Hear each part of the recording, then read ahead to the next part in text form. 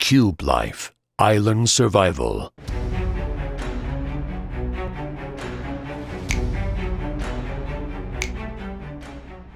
Cube Life Island Survival is a new game made exclusively on Nintendo systems. It was designed to be a clone of Minecraft, which also may never see the light of day for Nintendo. See, not too long ago, Mojang is now owned by Microsoft. This happened after Minecraft was released for PlayStation systems. So eventually, once the PlayStation 5 arrives, Minecraft may not be available to Sony in the future. Nintendo did, however, lost their chance at even considering to add Minecraft for the Wii U. There are three things I was most curious about when Cube Life was first released. Firstly, even though I own Minecraft, I would like to try something out like it for Nintendo systems. They are the company I support most after all. Secondly, the price for Cube Life was astounding. Only $7 for the game, while Minecraft was sold for $20 and it gradually increases over time. Lastly, Miiverse. I witnessed a decent amount of players who own Cube Life, so I had to guess that the game would be good, right? The company who did develop Cube Life is known as Cypronia. They became an official Nintendo developer and had a lot of games that they created from the DS and onwards, and are such classics as My Style Studio, Angry Bunnies, and Hair Salon. Okay, this might not be a good idea after all. I understand that I'm reviewing Cube Life today and not Minecraft, though seeing that this is a clone of Minecraft, it's going to be hard for me to not bring up the similarities that Cube Life offers. I mean, I wouldn't know if I'll ever review Minecraft in the future and get its own video either, so consider this a review of Cube Life and a short look at Minecraft. I'm just gonna get that out of the way if you have never played Minecraft before. Minecraft is a sandbox game with two different modes, survival mode and creative mode.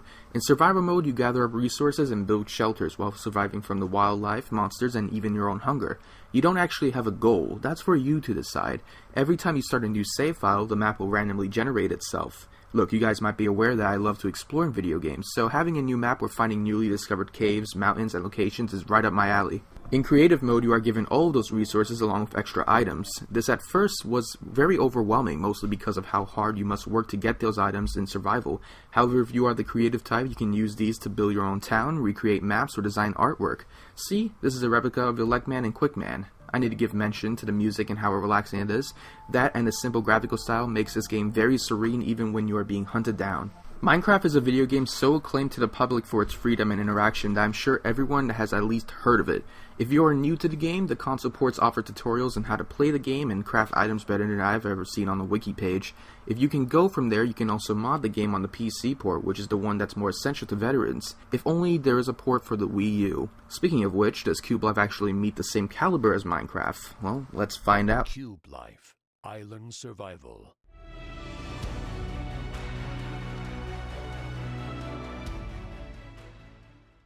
Cube Life Island Survival. Well, that was a sudden shift in tone. The main theme was unsettling at first, nothing bad, but wow. Like Minecraft, you are given a choice between survival and creative. We'll start with survival once again, only this time we're actually given story. I had the perfect life because I had everything. Money, friends, cars. I even had a huge mansion. I traveled a lot, went on vacations all over the world. But that night, it all changed. This voice reminds me of the guy from Hatred, probably not a good game to think of at this moment. Gotta commend them for at least putting this together, but why do it? Not like the story is anything special, we don't even know who we are playing as. Worst of all, the voice keeps going for the tutorials. I know presentation should not even be considered. I mean, it looks like Minecraft after all, right? It's okay, the frame rate and draw distances are not perfect. My two biggest issues is the sun and the water. Look at the sun, it just drowns the screen in pure luminosity. It actually gave me a headache the first time playing it. The water is trying way too hard to be realistic as well. There is no horizon between the water and the sky. I know water is supposed to be clear, but the sky dome reflects off of it almost perfectly. You would even know there's water to begin with. It just looks like I'm floating in the sky and the lighting gets worse than when it's nighttime. As for survival mode itself, this is it. More specifically, you spawn in the same location, on the same map, with the same creatures in the same exact spots. This doesn't help to bring players back to this, plus the game can be brutal at times. Harmless animals such as pigs and chicken actually fight back. This wouldn't bother me too much, but now the player has to worry about hunger and thirst? Where am I supposed to quench my thirst through a bed of salt water? Haven't gotten too far to figure it out, but already the game hasn't impressed me with gameplay or survival mode. I am going to try creative mode instead. I would say creative mode is slightly better since you don't need to worry about anything stopping you. The blocks you get can still help you create pixel art, but there isn't anything to be more creative outside of that. Creative mode just lacks more than what it was on Minecraft. You can at least use this as a fun distraction without the constant frame rate issues. But because the map is always the same, I just couldn't care at this point. This was something alright, but what I just played doesn't seem like it's anything at all. What I can't get over is the freedom you have here. In Minecraft's creative mode, you are able to hover over the map to make transportation easier for the player. Cube Life does that, but I don't think it follows any logic of astronomy. Apparently the player is able to hover towards the moon or the sun in a matter of seconds. I could possibly get stuck up there. There's no wonder why the game is so bright, because the sun is located in the altitude where planes fly.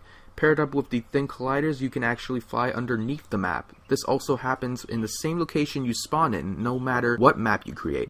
Let's face it, testing time here was minimal. I hate that sort of thing. Rarely has there been a time where I regret buying a certain video game. I like to make myself have a good time with hopes that it wasn't a bad decision. I love Minecraft, which is why I bought Cube Life in the first place, considering Minecraft may never be on the Wii U. Even then, buying this game was a mistake. Apparently there are other Minecraft clones for the Wii U, but I heard that they're even worse.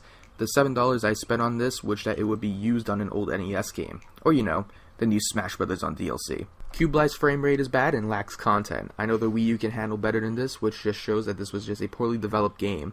If I can give one redeeming quality on Cube Life, it's that the gamepad is used efficiently for crafting weapons and even changing the time of day in creative mode with ease.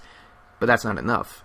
I know it doesn't seem fair to critique this game by comparing it to Minecraft rather than its own thing. Well, let me put it this way. After playing a game where the voice acting is subpar, the graphics are lackluster, the interface being underdeveloped, and gameplay quirks where flying into the sun and the moon or flying through the mountains can be done with a simple tap of the X button, I think it's safe to say that this summed up the quality of Cube Life. I can only imagine that some had a good time with this game if they have never played Minecraft before. More power to them. I am not one of those people. Thank you all for watching, guys. Hope you enjoyed this video, and I will see you all whenever. Take care.